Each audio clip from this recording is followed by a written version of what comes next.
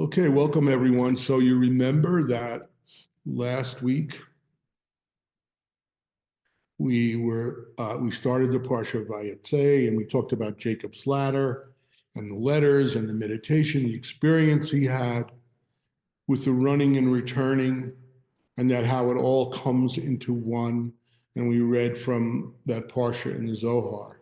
And I just wanted to make this a two-part series because I didn't want to talk too much last time, because there's two really very powerful messages for the meditating community in that Parsha. The first one, which is what we discussed last week, that he goes alone on this mountain and he puts these rocks, which are representative of the letters, the three in a certain area and then three in another direction, three in another direction, and they all lead into one. And that was the message that we had last time. So whenever we're sort of looking at these stories, and Torah, as we know, it means instruction, right? So you have this instruction given to us that allows us or gives us the tools, basically, to have this experience of being pure consciousness within us, right? And I know it's in some book where someone was asked, where is the kingdom? And the response was, the kingdom of heaven is within you, right? And that's really what we're talking about here. So it's a personal experience, and Jacob has this personal experience. So I'm not going to go, there's so much in this Torah portion that you could get into that relates to what we're talking about. And I'm working on a series called The Life of Jacob. But it's really involved and it's taken a long time, so I can't make any promises about when I'll start teaching it, but I'm working on it. And when we do that, I'll get more into the details of it. But the other story from this Parsha that I wanted to talk about and conclude before we meditate is the story of Jacob meeting Rachel. So he has the experience that we talked about last week, and now I'll read the portion. It's Genesis chapter 29, verse 1. Jacob set off briskly and headed toward the land of the people of the east. He came to a place where he saw a well in a field. 3 flocks of sheep were lying beside it, since it was from this well that the flocks were watered. The top of the well was covered with a large stone. When all the flocks would come together there, the shepherds would roll the stone from the top of the well and water the sheep. Then they would replace the stone on the well. So at that point, he begins a conversation with the shepherds of this well. While he was still conversing with them, Rachel appeared. Jacob kissed Rachel and wept aloud. So going back to the foundation of the Sefer Yetzirah and Kabbalistic teaching, we have something that we call the tree of life.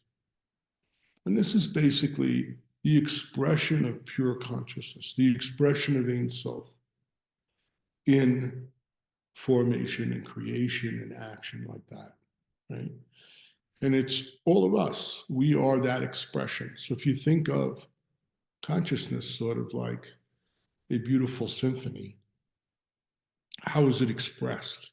It's expressed through the instruments of that,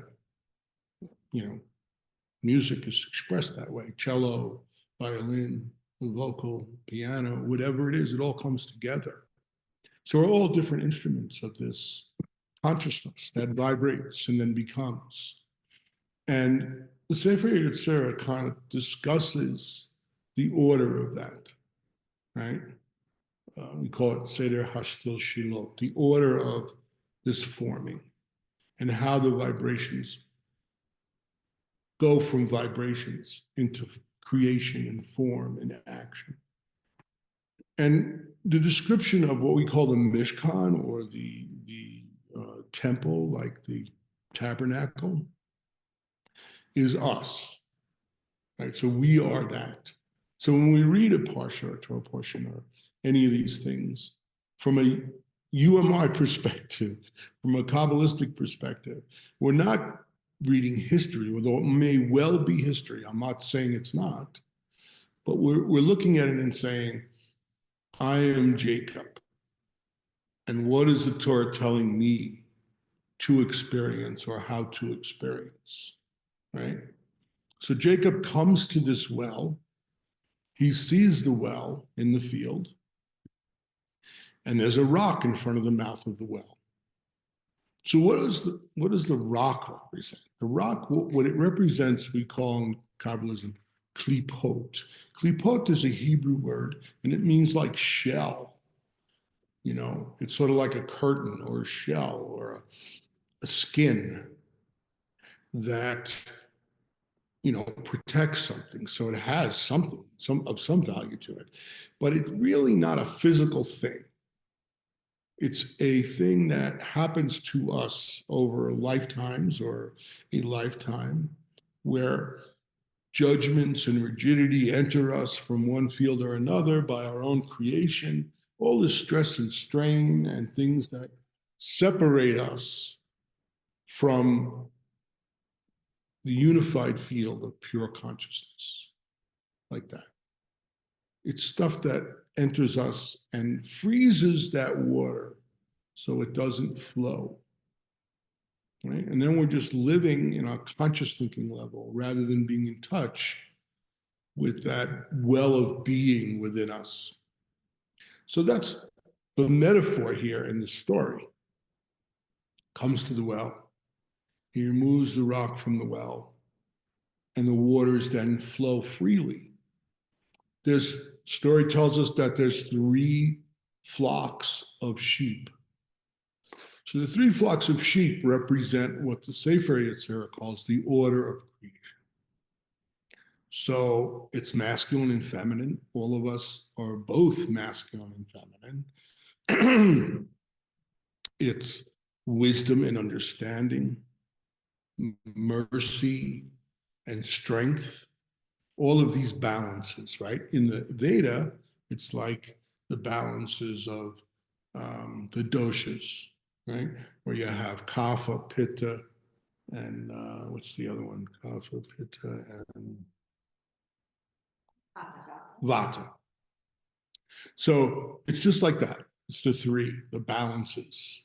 So what's happening here to us, not Jacob so long ago, what's happening here to us is, through our meditation practice, we're letting go of those narratives, of those judgments, of those rigidities, just naturally, with the practice of breathing and the mantras of the letter energies.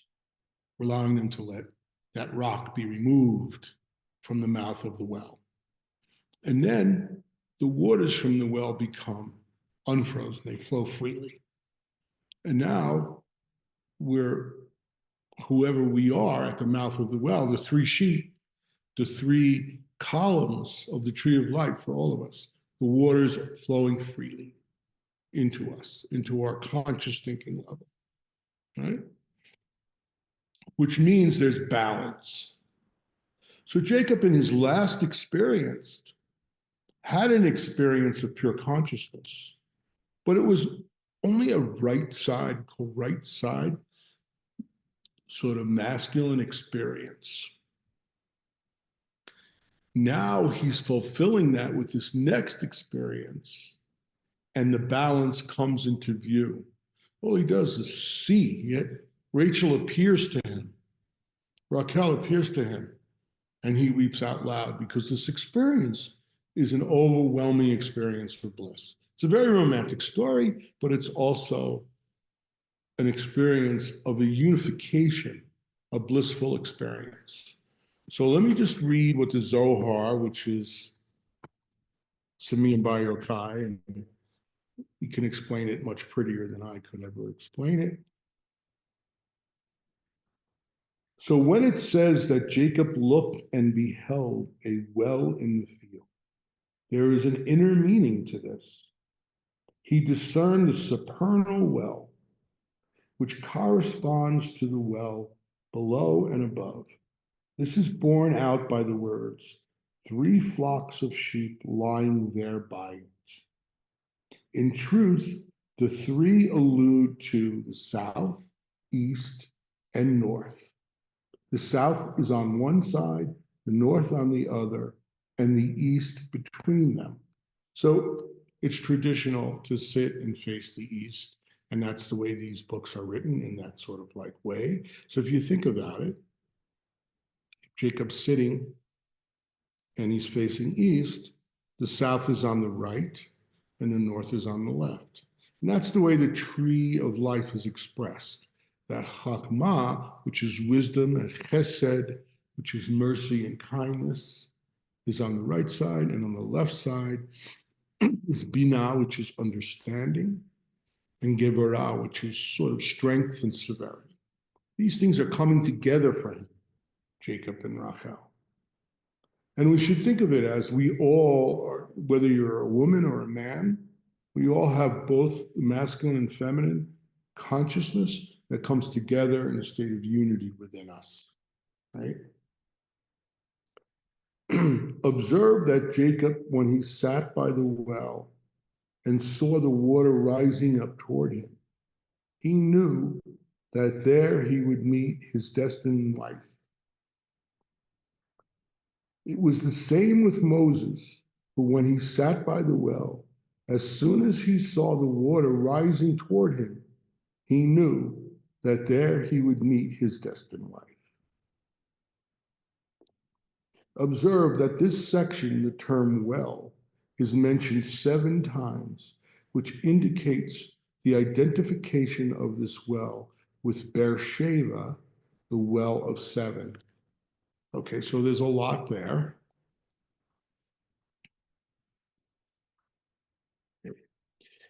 When I say all the rivers run into the sea, and they rolled the stone from the well's mouth, when they did that, they dispelled its rigidity of harsh judgment, which congeals, as it were, into stone from which water cannot flow. So this is a very big hint at what makes this klipot, what makes this stone, because you would think naturally we'll experience God within us and all around us. It should be nature, it should be natural. When we become rigid and judgmental, that water freezes and that stone is created, right? In fact, before this, there's a cute story that is considered a prophecy. Now, we're not sure if this was about the destruction of Jerusalem before this was written or after this was written. There's been many destructions. But what it says here is a story of Rabbi Chaya, who had a vision in his meditation, right? And he saw Elijah, the prophet. And he said, the whole field is illuminated with your presence. Field is always the field of consciousness. Right? So he has this experience meditating, praying, sleeping, whatever. And the whole field is illuminated by Elijah's presence. And Elijah says to him, I am come to tell you that Jerusalem is about to be laid waste, together with all the towns of the sages, for the reason that Jerusalem is the embodiment of judgment and is preserved by judgment. And therefore, now judgment demands its destruction. There's no better description of karma in the Zohar than that one sentence, right? Because what it's basically saying is, you sow as you shall reap. When you judge, you will be judged in the way that you judge, corporately or individually. Saying corporately, somehow this city of peace became a city of judgment. And it preserved itself by that judgment. never a good thing. And that judgment now demands its judgment on Jerusalem, and that's why it will be laid waste. And that's the way it is. That's karma of life. That's the cycle of life. That's the wheel of life. So Zohar is telling us that this rock is a rock that is created by our rigidity and our harsh judgment, which are things that are so embedded in us, so indoctrinated in us, that, every side of everything, those people on either side think they're being objective, always. Oh, I'm objectively saying this, this, this, and this. And on this side, I'm objectively saying this, this, and this.